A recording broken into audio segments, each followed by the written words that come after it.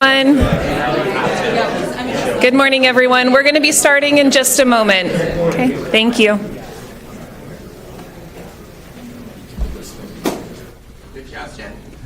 Listen to Jen.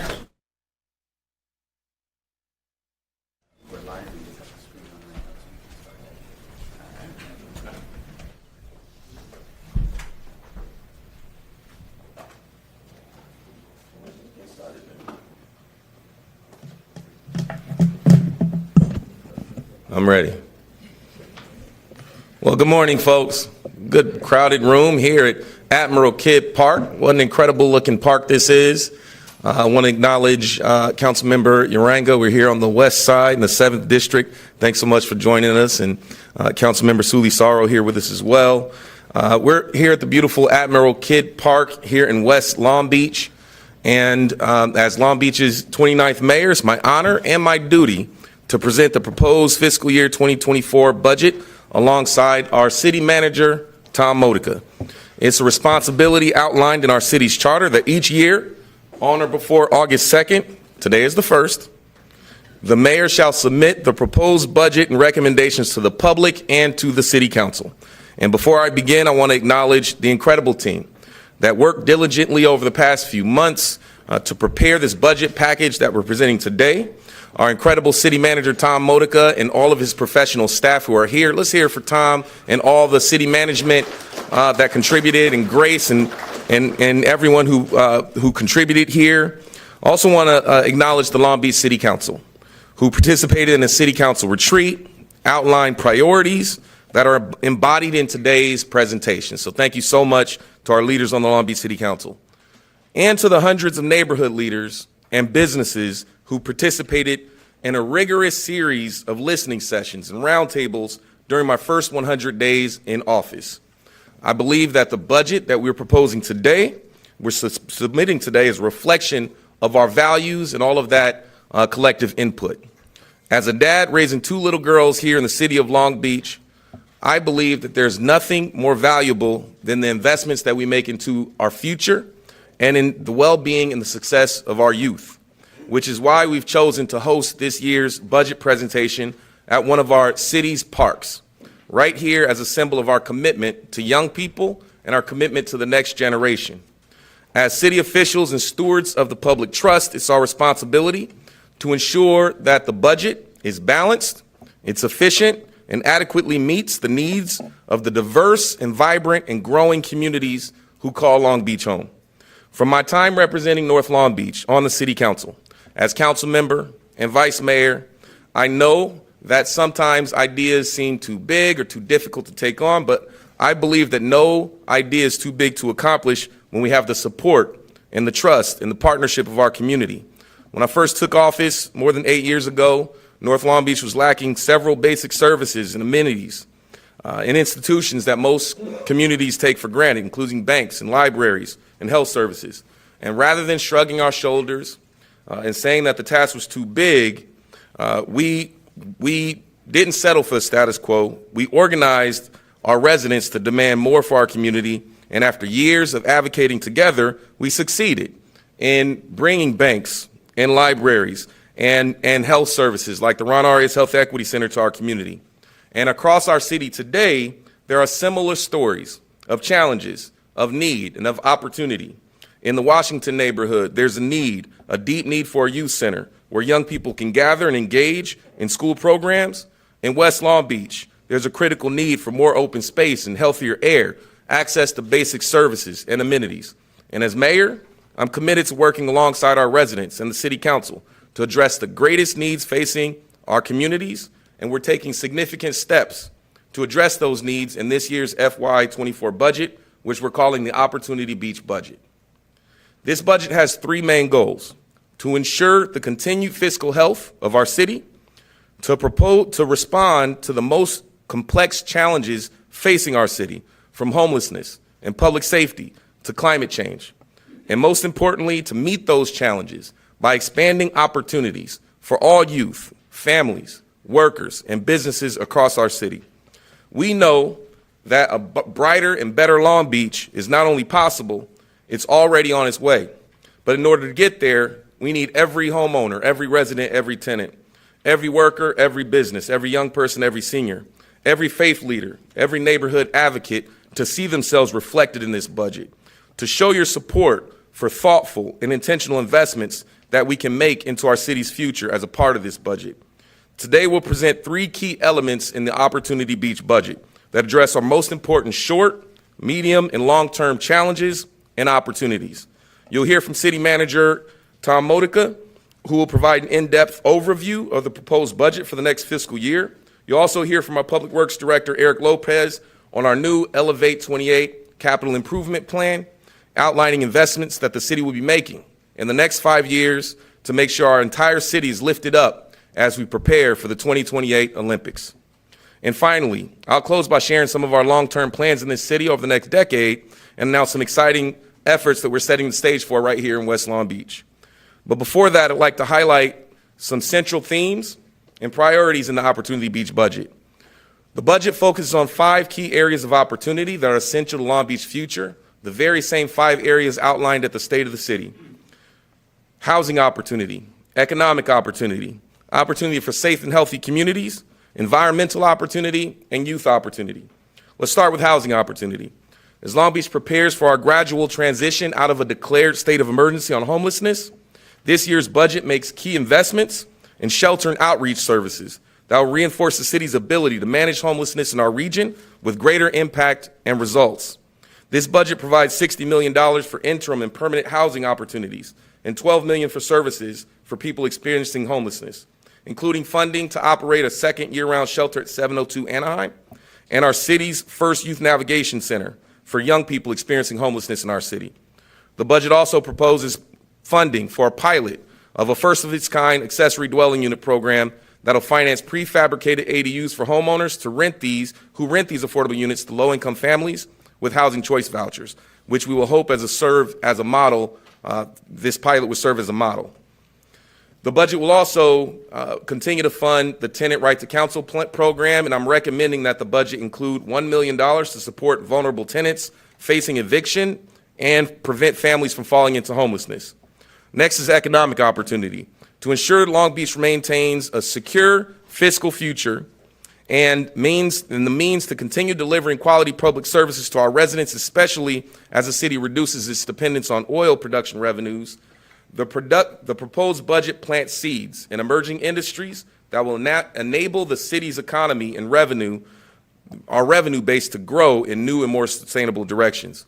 So this budget directs more than $5.1 million to launch the city's Grow Long Beach initiative, a multi-pronged economic development strategy aimed at unleashing the potential of our city's growth sectors, including aerospace and tourism and goods movement. This investment includes $3.1 million for targeted business development services and expanding the city's marketing capacity to attract new businesses and jobs to locate and set up shop here in Long Beach.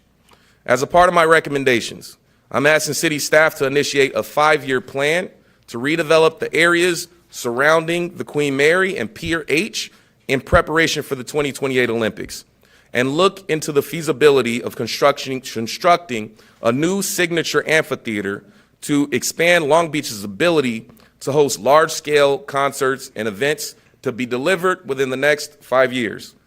What does this mean?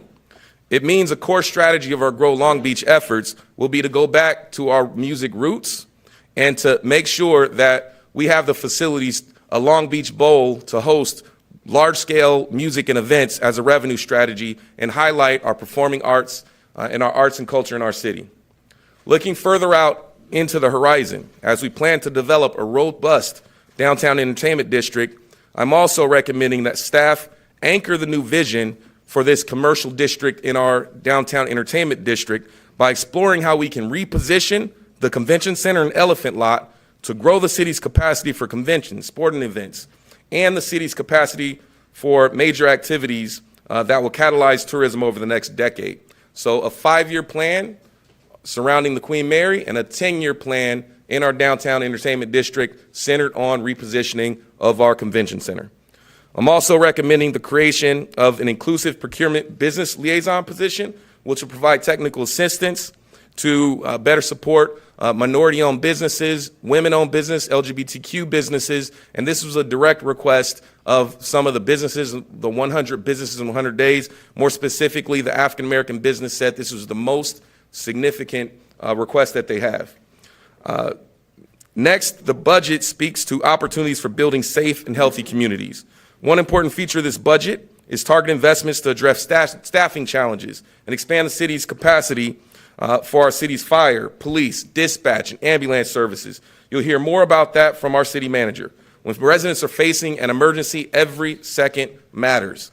And this budget includes creation of a new peak fire staff load reserve, which will allow the fire department to bring on additional staff during periods of high call volume, and also funds the permanent operations of Fire Station 17. To ensure we remain competitive, we're also creating a recruitment incentive pilot program that will help new police officers cover portions of child care and housing expenses during their first 2 years of service. We're also launching an independent Department of Police Oversight, which has the authority to audit investigations by the police department and to investigate critical incidents such as major uses of force. In my recommendations, I'm asking to seek continued funding for community activations like summer block parties, neighborhood cleanup efforts, support for our seniors and senior field trips, expanded library hours for service, and which were all priorities raised through the Neighborhood Empowerment Summit this past April. I'm also recommending that we restore $1 million for the Justice Fund to ensure access for legal representation for our immigrant communities, and funding for data tracking and reporting in our health department to better address health disparities impacting our LGBTQ communities. Next is environmental opportunity. In a sustainability-centered city like Long Beach, every resident deserves access to clean air, clean water, clean energy. And in this year's budget, Long Beach will lead by example by purchasing 100% clean power across all city accounts for the first time in our city's history. We're investing $7.5 million in tree planting and maintenance, increasing rain and stormwater capture, and improving the infrastructure of our watershed, which will help advance the goals of our climate action adaptation plan. The budget also invests $17 million into park improvements and expanding access to the usable spaces for our residents all across our city. To accelerate these climate goals, I'm requesting that the Port of Long Beach match the city's $500,000 investment in expanding tree planting, and particularly neighborhoods most impacted by urban heat island, and drought conditions. I'm also requesting the city manager look into the feasibility of energy storage and carbon sequestration, ecotourism, and other alternative future uses of the Thumbs Oil Islands to plan for the gradual phase out of oil production activities in Long Beach. Last but certainly not least is youth opportunity. Every investment into our city's youth is an investment into our city's future. The 2024 budget represents one of the largest down payments on that future, with more than $22 million going to youth-serving programs, in addition to a direct investment in our youth through a $1 million allocation to the Youth Fund through Measure US.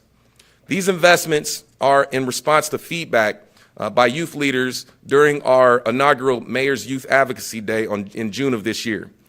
This year's budget includes nearly $500,000 that youth will be able to use for participatory budgeting to help decide how to allocate these funds through the participatory budgeting process, and a $300,000 investment in the city's Public Service Pathways program to expand career development opportunities in city government for local college students and graduates.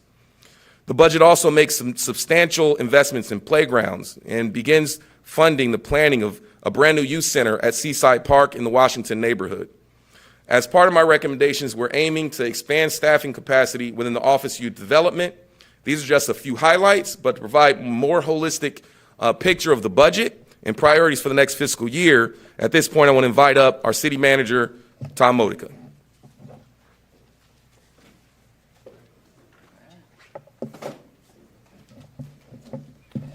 All right, thank you, Mayor. As you can tell, our mayor is excited about this budget. There's a lot of good news here that we get to talk about. I get to go a little bit into detail on some of these areas and categories, and talk a little bit also about kind of where we are financially and the strategies we have over the next 2 years. So we always start this by talking a little bit about a couple of accomplishments. We'd be here a long time if we talked about all the amazing work that our city employees do every year. But to help ground us, we've been implementing our Recovery Act. That's a nearly $300 million plan with 80 recovery programs, and it's nearing completion. We've, through that, given $10.3 million in grants to small businesses and nonprofits. We've had 90 different contract opportunities with our local community-based organizations. In the area of economic development, we've reopened the Queen Mary. We've done $7 million in repair, successful reopening, and new innovative partnerships using revenue from the port, new revenue, to invest in the Queen Mary. We've talked a lot about our significant response on homelessness, and we cover that every 2 weeks with the council. But just a couple highlights. We've launched our mobile access centers. We have a new 85-bed emergency shelter. We've purchased another permanent winter shelter, and we have 2 additional opportunities coming in the luxury inn and our tiny homes. We've invested in affordable housing, $14.7 million in loan support, 4 affordable housing projects with 343 new residential units coming online. And the creation of ADUs, which just a couple years ago really didn't exist in the city, has really burgeoned. And so 394 building permits have been issued, a total valuation of $31 million of those new units. We continue to support our businesses, 1,213 businesses supported through our BizCare program. We have a hotline. We have 118 businesses visiting our in-person pop-ups, and we visited directly 459 businesses to provide that direct assistance. We've got construction going on throughout the city, 2 huge street projects happening right now in Artesia Great Boulevard and Market Street, in addition to all the residential street that we're doing, about $18 million in repairs, 56 lane miles. We've done 50,000 potholes, 24,000 trees, trimmed trees, 1,000 unsafe tree removals, tree stumps, and replaced trees, as well as traffic signs. Our communication center is incredibly busy, dispatching over 295,000 emergency units. Our fire department has responded to 80,000 fire calls, marine safety, and other emergency incidences with 155 unit responses. Our libraries are continuing to be incredibly busy as well. Almost 4 million library resources were accessed during the year. We continue to have one of the best airports anywhere in the nation, 3.5 million passengers, and a very strong comeback. Nearly 2,000 adoptions through our animal care services. Our parks are very busy. We've offered after-school programs at 22 different parks for ages 5 through 12.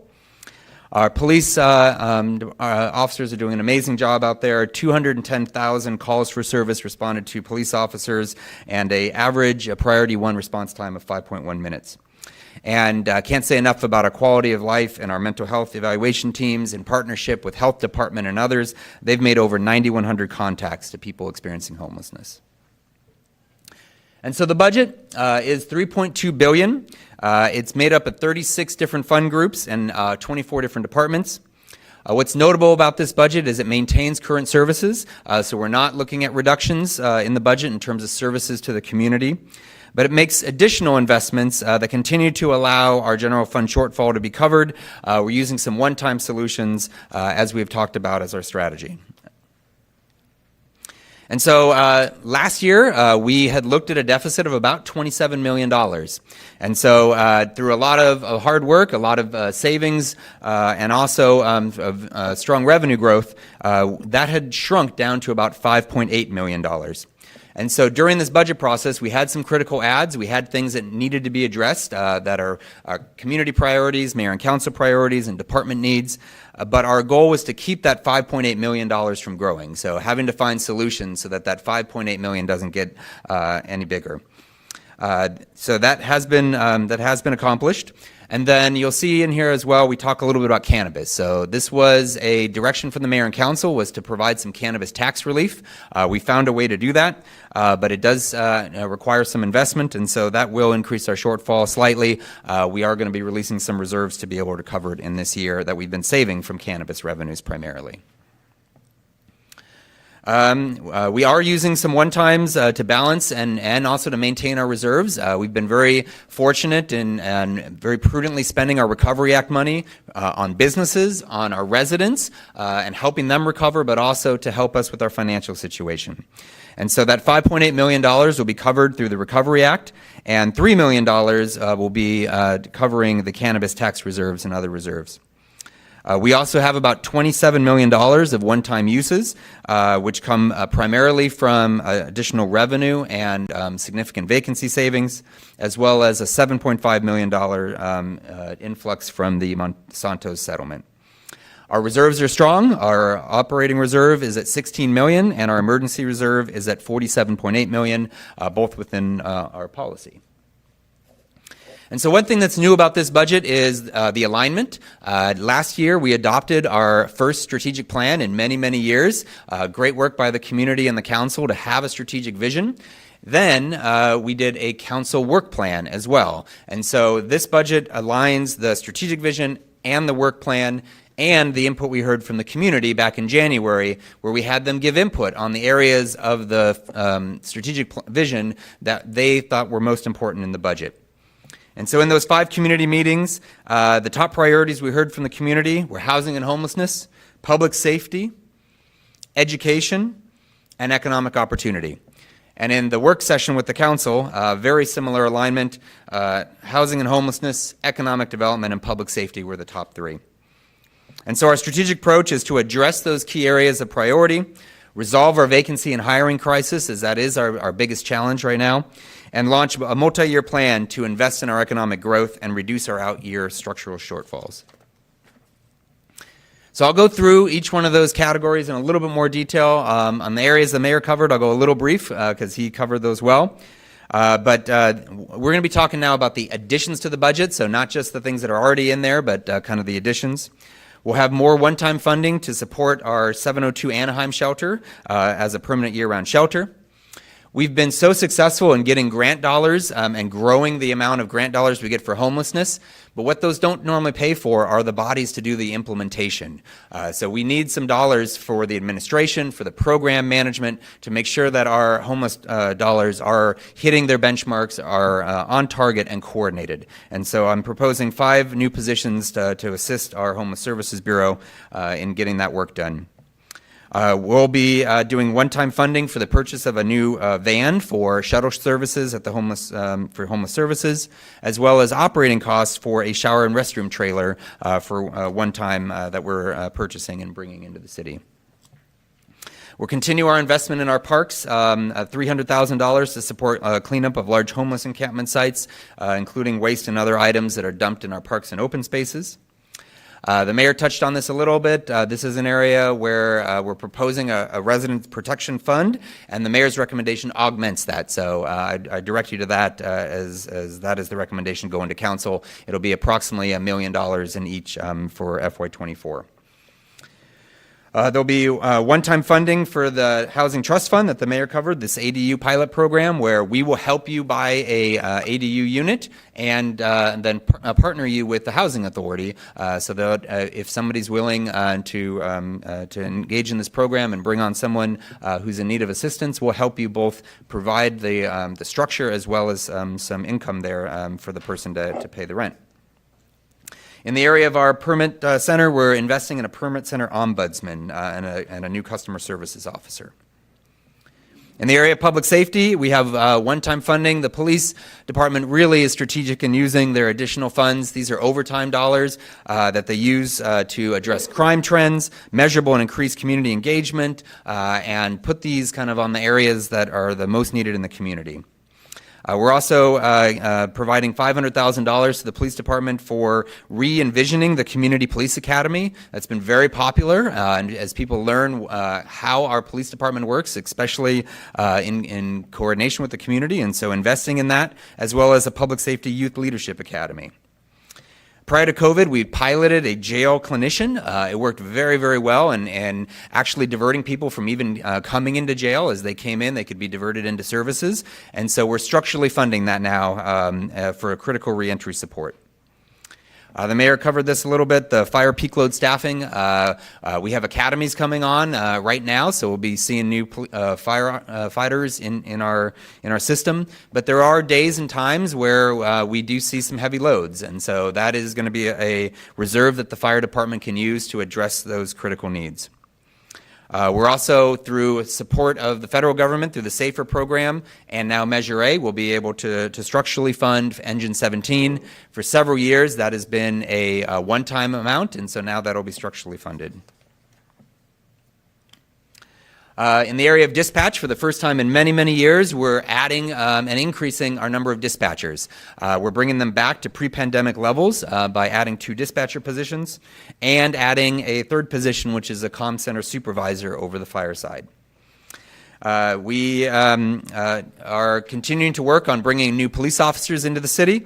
We're looking at a recruitment incentive pilot program where we, for new officers coming in, new recruits, we will help pay for housing if they live in the city or help to purchase a home, as well as providing childcare for 2 years for new officers coming in. The council has been very clear about the need for Vision Zero and to address some traffic fatalities. So we're looking at a new $300,000 pot that can be implemented between Public Works and Police Department as we start looking at ways to help people slow down and to improve safety on our streets. And our Police Department and Tech and Innovation will have $400,000 to add security cameras at high priority parks and intersections. In the area of economic opportunity, the mayor has covered this really well about Grow Long Beach, so I'll be a little briefer, but $250,000 to spend to really work on our economic growth over these next 2 years to help us find those structural solutions that we're going to need in terms of revenue.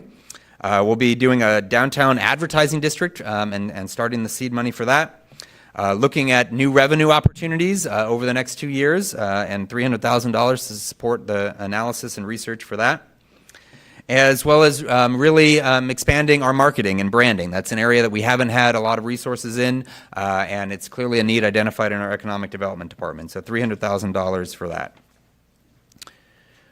We have rebounded very, very well from a tourism industry, and we want to keep that going. We're recommending a $500,000 one-time investment in a Visit Long Beach advertising campaign. Our city parades are amazing assets, but just like every parade, the costs have gone up. The private parades are experiencing that, and so are the city parades. We have to pay for those same expenses, and so we are looking at increasing each parade about $25,000 to help make sure we have really amazing celebrations for MLK, Veterans, Daisy Lane, Dia de los Muertos, and Jazz Fest, Uptown Jazz Fest. We're adding 2 positions in cannabis equity that are offset by the fees that come in for that, as well as the equity cannabis pilot program. So the way this will work is every cannabis dispensary will get a 1% reduction in the tax. And then we'll design a program that will go to the city council that says that any dispensaries that are providing higher levels of community benefit, from good paying jobs to health care to a number of different benefits, will get up to an additional 3% that will be rebated and benefit the customers. In the area of education, we're adding $1 million for our library services department. The mayor and council added one-time dollars last year, and so this is the structural amount of that. And we'll be increasing library hours across the city. 5 different branches will be going to 6 days a week, and the first of those will start at the end of August, beginning of September time period, and we'll have that structurally funded in the budget. Mayor mentioned the Public Service Pathways Program for $300,000, which is a great opportunity to create a pipeline into city jobs. We'll be investing in our Parks and Rec Department for $60,000 and Police Department for $250,000 for a collaborative after-school and teen academy programs. We have launched some grants for community-based grants for youth development. They were very popular this year. We're going to do that again for $500,000. As well as hosting the annual Long Beach Youth Festival for $37,000. The Youth Fund, one of the big priorities of the mayor and council have been to get that to $1 million a year in our youth fund for all the various services, the enhanced services, and so that'll be added for additional $1 million. I do want to remind everyone, when we look at youth, there's so many things in the budget that are youth focused. It's about $22 million every single year, and over the past several years, it's been about $115 million that we've invested in our youth, and so that's an important item to note. In the area of mobility, equity, and placemaking and reimagining the public right-of-way, we did a 5-year investment last year at $533 million. This year, we're launching our Elevate 28 program that the mayor talked about, and you'll get a lot more information from Eric Lopez on that. But we're excited to invest. Most of that money will go into our parks, our tourism assets, our areas that the Olympics are coming to, our gateways, our cultural centers, to really be able to show off Long Beach, and not just in one area of town, but throughout the whole city. The Public Works Department is also re-envisioning a number of different aspects of their functions, and so we'll be covering that in depth when Eric comes to the council in a couple of weeks. For climate and environmental sustainability, we're really excited that one of the areas in our Climate Action Plan, our CAP, was to lead by example and to pay for 100% green power. We started that last year with the water department. They went first. This will be the rest of our city accounts for $1 million, $300,000 structural, $700,000 one time, so that the city will be paying for 100% green power, as much green power as available. We're also investing $7.5 million of these settlement dollars that came back from Monsanto's into water quality projects. That's what that litigation was about, and so we're putting that back into water capture education and rebates, trash interceptor barge concepts. Those are cool. Yes, they are. Our storm drain, and also tree planting. In the area of health, behavior, and wellness, we are one of the major needs that we hear from our Department of Library Services is the need for addressing people who are having some mental challenges that come to the library or are experiencing homelessness. And so we have 3 people who are currently work in our health department that work in our libraries. We're adding a 4th position that will be a coordinator position and help connect all the services that are out there from the county and the health department and our other departments to assist with our libraries. For the first time, our Be Safe program will be structurally funded. That's been one-time funded for most of the sites for a long period of time, and so we'll be structurally funding that for all 11 sites. We'll be investing in a Hoops After Dark summer season. That'll be our commitment is this next season for one-time dollars, we'll have our $90,000, and then we'll work with the group to fundraise for the rest of the program, as well as funding one-time dollars for the mobile recess program. And it was very clear the council wants us to take steps on a sidewalk vendor program. We're bringing the final ordinance soon, and so there's resources in the budget for the implementation of that sidewalk vendor program. In the area of digital inclusion, $400,000, $200,000 in general services, $200,000 in general fund to implement our smart city pilot programs. That's been a real success as we get vendors and others offering to help us with some of our needs. They normally pay for free in the beginning, and once we like it, we have the ability to invest, and so we'll have some resources to be able to do that. And to structurally add our digital equity and inclusion officer position. So those are really our community services. We're also an organization that needs support to be able to do all those services, and so we have a section called Our Government. It's been very clear that our number one challenge in the city from an organizational perspective is recruitment and retention, is employees. Our employees do all the work out there. They're amazing at what they do, but we are running very significant vacancy rates, and so that is an area that is a huge focus of this budget. We're proposing $1.7 million for recruitment and retention incentives as we find ways to bring people on and to keep them. We would ask the council for some flexibility there. Civil service has a couple positions that they're upgrading to higher levels to assist them doing their job. Human resources has gone through a major review, an outside review, and we're implementing those recommendations, including 3 new positions to bolster recruitment efforts. We'll be investing in racial equity training for $100,000, investing in our attorney's office. They've been doing more and more work and have a very lean staff. We're also looking at a $300,000 down payment assistance program for our employees. In the Office of the City Manager, we'll be creating an Office of Ethics and Transparency. That is more of a reorganization to support the management of our Ethics Commission, our Ethics Learning programs, and our Public Records Act programs. We'll be investing more in language access. Our departments are really relying heavily on language access, which means the costs go up. That's a good problem to have. It means we're connecting with our community in many different ways, but we will require additional one-time dollars there, as well as some one-time dollars to continue the investments under the Recovery Act for our translators. That is cool. I knew you'd like that. We're investing some support for our KCOD commission to do training and community engagement, as well as $100,000 for our cultural centers.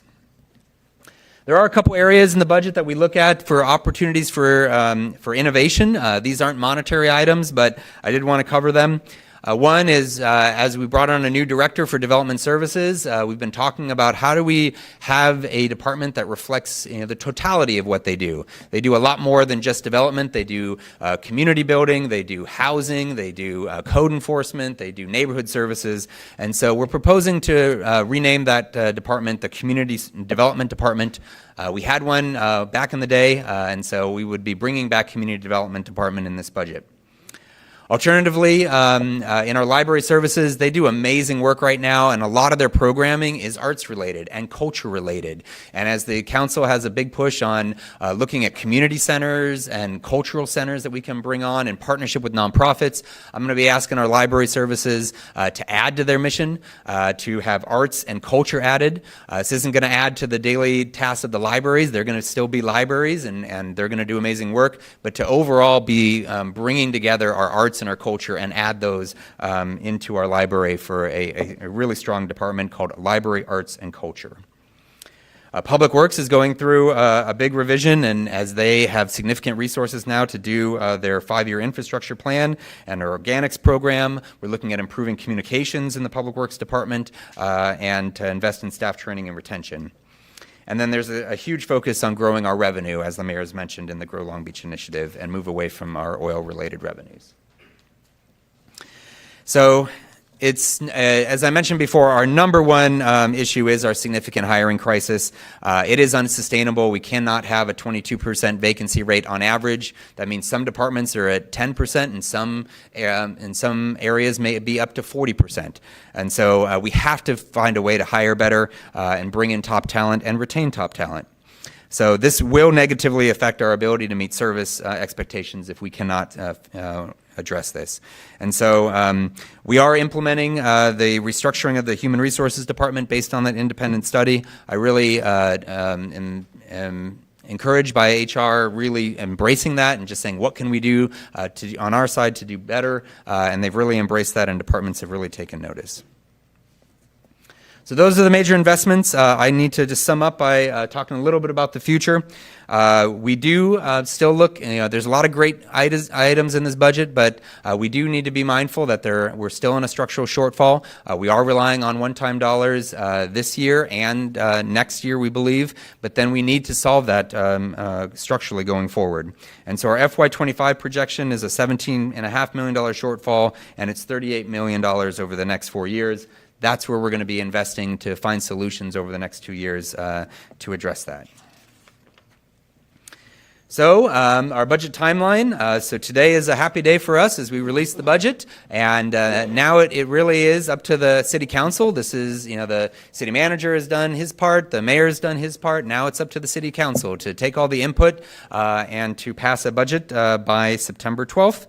We have a number of community meetings coming up where we'll go through the proposals, we'll take input, and make sure we get all that to the mayor and council.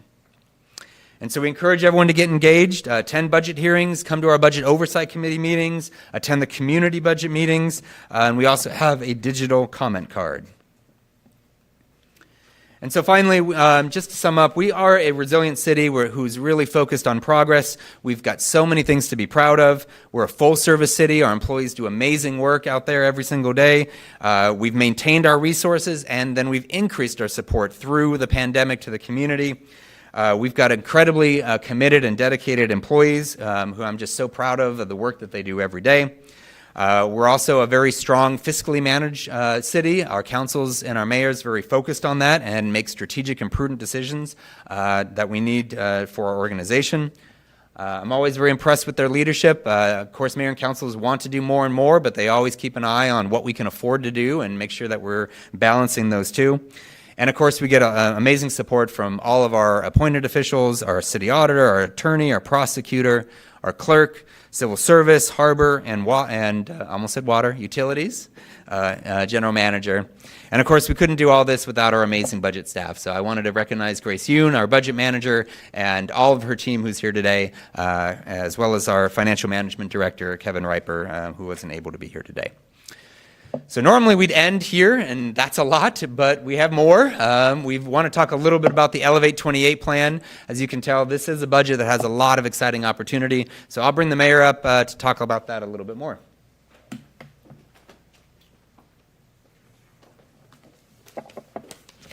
All right, and before I get started, I want to acknowledge we have one more council member who's joined us. The new chair of our Budget Oversight Committee, 9th District Council Member, Dr. Joni Ricks-Odie is here. Thanks for joining us, Joni. All right, where are we? Okay, so thanks so much, Tom, for that presentation. A lot of work has gone into that budget. You've been an incredible leader in crafting a budget that reflects the needs and the priorities of our community. Next, we want to shift from the immediate next year and look ahead to the next 5 years. We've got some work to do in the next 5 years as we open up our doors and showcase Long Beach to the world. So as a city prepares to host major events in the next few years, the 2026 FIFA World Cup's coming to Los Angeles, and that's going to be exciting for our community. And the 2028 Olympics, we have an opportunity to showcase Long Beach to the world. We also have to ensure that our youth and our diverse neighborhoods throughout the city not only feel included in this, but also see direct benefits from the city's planning efforts leading up to these large-scale events taking place in our community. So we want to prepare our youth to be inspired by these historic events and encourage all of our residents to feel a sense of pride in the unique arts and cultural assets that make Long Beach such an amazing place. And to accomplish this, we asked our public works team, our city team, to identify some additional resources to go and make sure all of our parks and all of our communities feel included. And they've identified an additional $214 million on top of the $500,000 5-year infrastructure plan.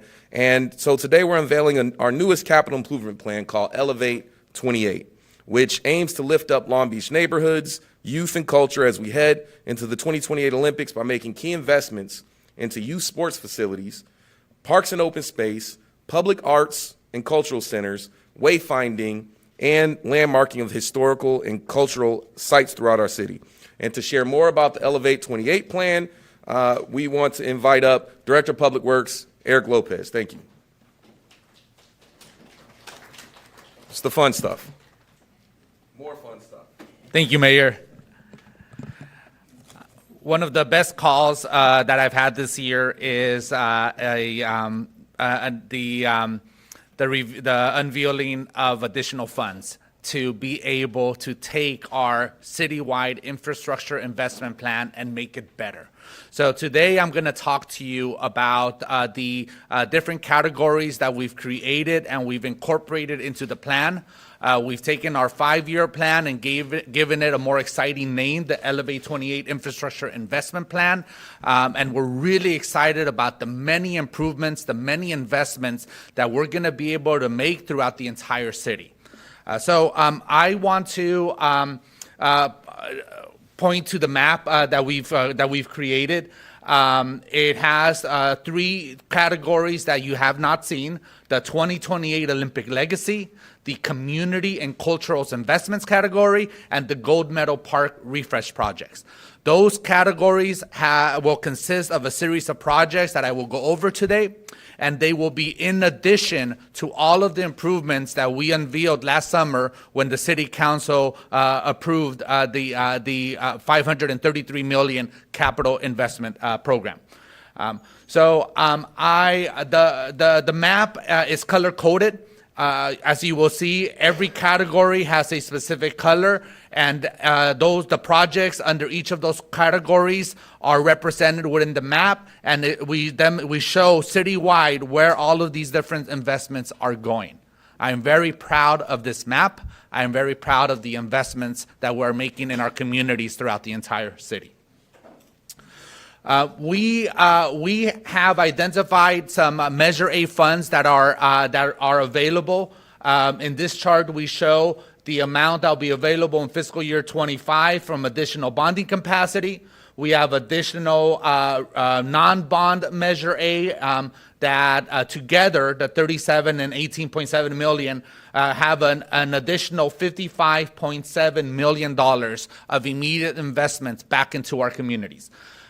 We've gotten better in leveraging our Measure A funds and other citywide funds, and we're working to get even better to do that. So our plan includes some leverage funds that are either secured or in the process of being secured, and then I'm going to focus on some 3 specific projects that we're challenging ourselves to fully fund those projects through a combination of internal and external funding in order to have them completed by 2028. The fourth category that we've added is the new 2028 Olympic Legacy projects. I will go through the specific dollar amounts of these projects in the next slide. In this map, we show exactly where all of these projects are located. As you can see, it goes from Project 1 to Project 19, and there are also represented within the map.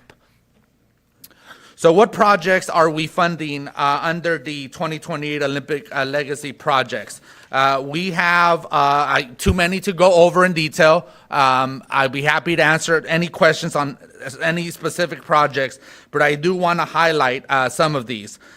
We are fully funding Fire Station 9 as part of a bond issuance to be able to get that fire station off the ground and constructed. We are adding additional funding to our shoreline drawing realignment project. That's part of Shoemaker Bridge. As you recall, earlier this year, we received news of a $30 million successful grant pursuit that is now added into our infrastructure investment plan as part of the overall rebuild of Shoemaker Bridge. The mayor mentioned Queensway Bay area redevelopment and the Queen Mary improvements. Those are part of this category. And we also have additional improvements to our wayfinding, our stormwater system, and our watershed improvements. 3 projects that are here include the Convention Center, Alamitos Bay, and the Belmont Pool. If you would note, the Convention Center and Alamitos Bay will serve as venues for the 2028 Olympics, but we have a lot of work to do to get them ready for that for those international events. These 3 projects specifically we are pursuing the additional funding. We are challenging ourselves to have them done by 2028, but they are more complex than some of the other projects listed, and they will require us to come back to the City Council for additional deliberation and additional approvals on the funding strategy and approach. The second category we have is the community and cultural investments. We're very excited that we get to invest a total of about $10 million into different cultural assets and expanding upon our cultural strengths within the city. We have listed the amount of projects and the amount of funding associated with each project on this chart. And they represent a significant investment. I believe this is the first time that in our budget process, we are pointing out a specific category on community and cultural investments. Our next category is the Gold Medal Park refresh projects. We are challenging ourselves to make additional investments in our parks, in our youth, to get them ready, not just to help us prepare for the Olympics, but to benefit our youth and our families for generations to come. A lot of our parks have gotten new playgrounds. They've gotten new hydration stations. They've gotten improvements to very specific sports assets, but there's still a lot more to do. So we have identified funding to look at our sports fields and make additional investments there. Look at our basketball courts, look at our tennis courts, look at our existing infrastructure, some of which has been dated and is in need of revitalization. And we're going to make those investments as part of this 5-year plan. And as we do make these investments, we're also hoping we're also planning to work with our neighborhoods, work with our communities to get to create that excitement that comes with hosting international events and being a part of it. We have the categories that we unveiled last year. I'm not going to go through these projects. We did that last year, but I did wanted to reemphasize that the new investments are on top of that $533 million. We're now going to be at over $750 million investments citywide. These plans are going to take a lot of work, a lot of effort in order for us to be able to deliver on them. We have a good track record on delivering on our commitments in our infrastructure plan. But without our engineers, without our capital project coordinators, without the many admin staff that it takes to deliver these projects, in addition to our partners from consultant architects to engineers to project managers, we won't be able to deliver this. So I just want to thank the team for their hard work to deliver these projects and for the hard work that we're going to have in the next few years in order to deliver on all these amazing commitments that we are making to the community. So here's an overview of every category. The original Measure A funding, the Elevate 28 additional funding we've added, a new total of $758 million investments throughout our entire city. And I'll leave you with this map, and I'll ask the mayor to come back and add some remarks. All right, thank you. So we obviously have a lot of work to do, and let's hear it for our interpreter, our ADA interpreters who've been doing an incredible job. That's right. So we obviously have a whole lot of work to do. This wouldn't be possible without leveraging local dollars with grants and other opportunities. So we do want to acknowledge our state legislators on their funding requests, our federal legislators for continuing to prioritize these projects in Long Beach, and strategically we can deliver more. This is an opportunity for us to deliver on the dream for King Park. This is an opportunity for us to finally deliver funding projects here at Admiral Kidd Park and over the Cambodia Town entryway sign, or sports complexes at Hartwell Park where probably most kids in the city play soccer, or Houghton Park. So it's a real opportunity for us to really get our city together and make sure everyone feels included as we prepare for the Olympics. So thank you so much. Thank you so much, Eric. So as we draw down to a close, I want to bring it back to why we're here at Admiral Kidd Park and talk a little bit about looking even further. As we developed the Opportunity Beach budget for the next fiscal year and plan the budget for future years, one of our core principles, and a personal core principle for me, is equity. No surprise. I believe that our fidelity to equity moves us to focus on expanding opportunities for communities that have carried the greatest burden in terms of poor health outcomes or historic lack of investment. Communities like West Long Beach and historically like the neighborhood I live in North Long Beach. And so coming here today, and I was talking with our city manager, this is a beautiful park. It's a beautiful park, great staff. I met the supervisor. West Long Beach is full of just vibrant families and communities, schools, business corridors, neighborhoods that contribute greatly to the fabric and the culture of our city. It's home to historic Latino, Black, Asian American, Pacific Islander communities, including Long Beach's own Little Manila, and also based on one of the nation's largest economic engines, the Port of Long Beach. But despite the unique characteristics of this great community, it's also an area of the city that's been on the front line of extreme weather conditions like heat waves and flooding. It's borne the brunt of air pollution. We've talked statistics throughout the years about the difference in life expectancy between the west part of town and the east part of town. And as a result, residents of West Long Beach don't enjoy the same health and quality of life standards as other parts of the city, and as they should. So over the next decade, we have an opportunity to ensure that West Long Beach reaches its highest and fullest potential by bringing together all sectors and all levels of government in a new partnership that we're working together on. And I want to recognize Councilmember Roberto Uranga, who's our partner on this, that we call the West Side Promise. The goal of the West Side Promise is to call on our city manager and all of our city departments and other government officials, philanthropic leaders, environmental advocates, educators, community-based service providers, labor, the private sector, to make meaningful commitments to West Long Beach that will improve the overall health and well-being of families who call the West Side home. The proposed 24 budget will lay a foundation for these efforts through a series of community investments, including investments in our parks, like $1.8 million at Silverado, Hudson, and Admiral Kidd Park, where we're standing today, and funding to begin the planning and preliminary design of the Green Terminal Island Freeway Open Space Project to create more open space on the west side. To accelerate these efforts, I'm asking the city manager to develop a 10-year community investment plan to coordinate in the planning, the economic development, climate mitigation efforts over the next decade that will improve the quality of life for all families in West Long Beach.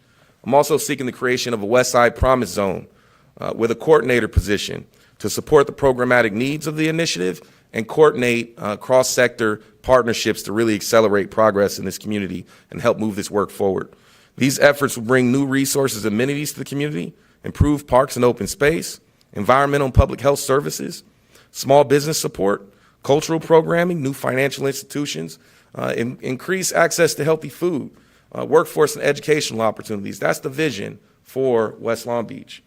And by strategically coordinating these investments across different sectors and levels of government, we can change the narrative of the tale of two cities between West Long Beach and the rest of the city. And when we look back on this moment 10 years from now, we want the city of Long Beach and all the people in this room and everybody watching this live stream to be proud of the impact, the intentional impact that we've made in ushering more promise for the West Side, centered on dignity and centered on equity. That's what the West Side Promise is about. I know that this is possible because I've seen it. I've seen it in North Long Beach. I see it all across our city with folks who want the highest and best potential for their communities. And we should start, as a new mayor and 29th mayor of the city, I only think it's appropriate that we start with the area that deserves our full attention, our collective attention. And so that concludes our budget presentation. I want to thank all of you today for joining us. And with that, we're going to go and entertain any questions that you might have. Now, question, do I sit there for the questions or do I stand up here, Tom? I stay up there. Okay, great. Fantastic. All right, are there any questions with our 2 or 3 media outlets that we have here with us? Okay, we can do a one-on-one after, absolutely. Anything? I asked you this yesterday, Tom, but I would ask you again on the record. But just given that there's an ongoing structural shortfall in the budget, and this budget and the future ones I assume are trying to do a lot with what you have, I wonder if you could explain to just a normal resident or reader who might not understand all the government speak and what all this means, how that makes sense to have all of these additional investments, these big plans with the ongoing shortfall. Yeah, absolutely. That's a great question. So it is a very complex budget, so lots of different funding sources that we piece together. But to make it simple, imagine this is like is that on? Yeah. Can you hear me okay? Yes. Better? All right. Thank you, Councilmember.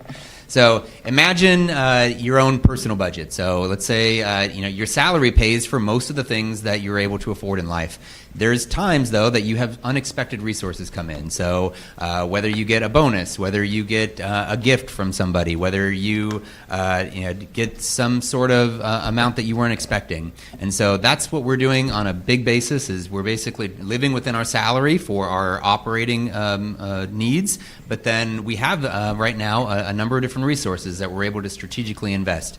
It's important on how you invest those. If you were to take, for example, a bonus and use it to pay the first month's rent on a big new apartment building, you probably are only going to be affording that for a couple of months, and then you can't afford it anymore. So we don't do that. But if you take that and you use that to buy something, an investment that you always wanted, that's a one-time cost, that's an appropriate use. So that's essentially what we're doing here on a much bigger basis than a personal budget, but it's the same concept. So living within our means, but also planning, knowing that we do have to make some major changes in 2 years. Hopefully it's going to be through revenue and through additional resources, and if not, then we have to consider reductions. Can you talk about, you mentioned that the city's in this budget is putting money into investing in recruiting more people to the city, trying to fill those vacancies that you said existing across multiple departments. What do you think the changes that you're proposing could do to make that easier to hire people, or make it faster to hire people, or what do you see those doing, the changes? Sure. So we've added more of those types of tools in the last probably 2 or 3 years than any time I've ever been here. So we have now the ability to reward employees, for example, for great work, up to a $600 bonus. So having resources to do that, potentially even increasing that through some meet and confer. We would have the ability to do retention bonuses or recruitment bonuses. That's been working on our hard to recruit positions. We just did that for refuse operators, a $6,000 signing bonus essentially that you get part now and then part when you stay with us after I think 18 months. We're open to all kinds of other things. I'm sure our employees have ideas as well, and so just having those resources to be able to have human resources make some good investments there. Are you seeing this pay off though? Like last year, you guys had the bonus for police officers who brought in new recruits or lateral hires. Like, did you see movement on those? Yeah, we're definitely seeing that. We're seeing people wanting to do that. We're also, looking at laterals and bringing in additional laterals and kind of assessing what we might need in that area as well. So a lateral employee that comes in is already trained, just needs a little bit of kind of training from a Long Beach perspective, but is different from someone who's starting out in their career. So that's a really good investment. Are you giving people raises? So we're in negotiations right now. We just concluded negotiations with police, fire, and lifeguards, and those did include raises over the next several years. And then we're in meet and confer right now with about 9 different units, so those are not completed yet.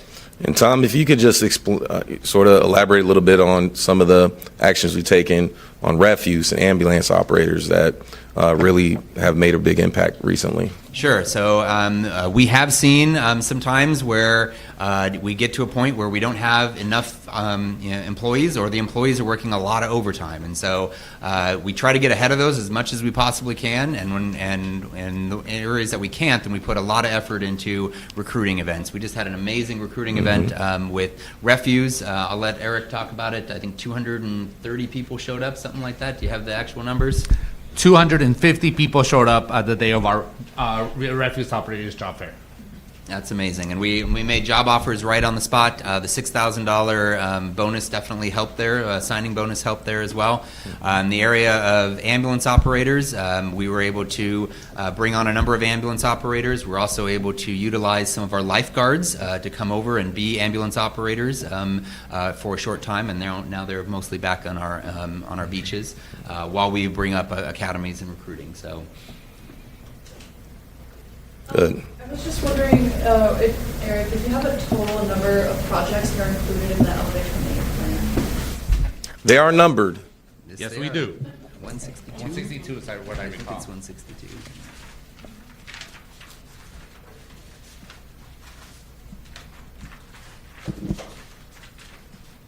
Yeah. Here it is. 162 projects across the 6 categories. Okay, and then of those, how many of those are like new to this year and not carried over from last year? Back here.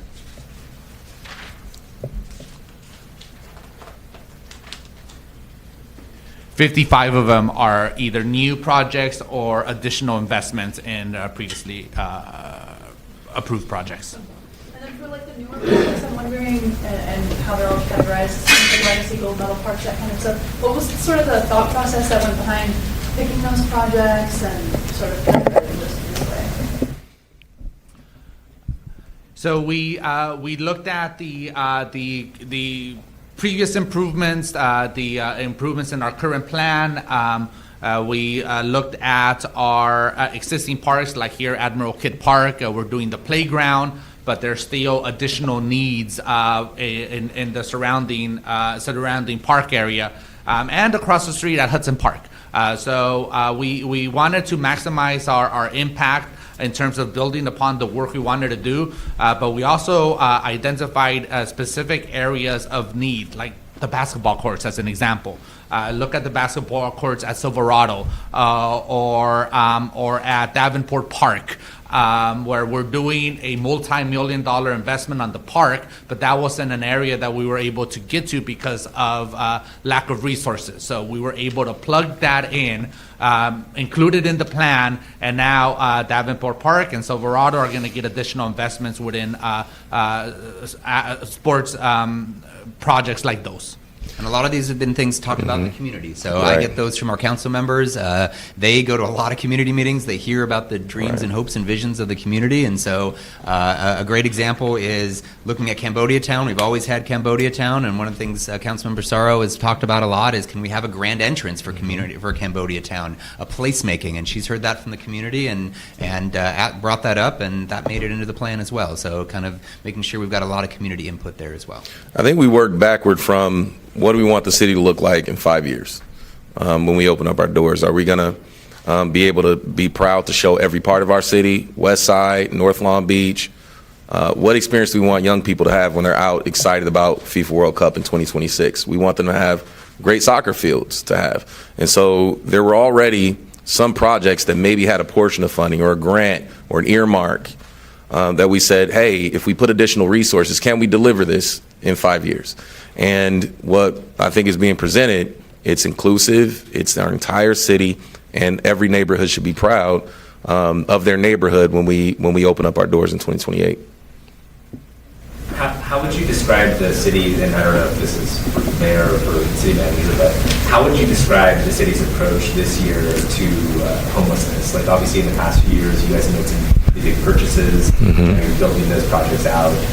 Those are not in this budget, but what, like, if you're explaining to residents what you guys are doing this year with the money you do have.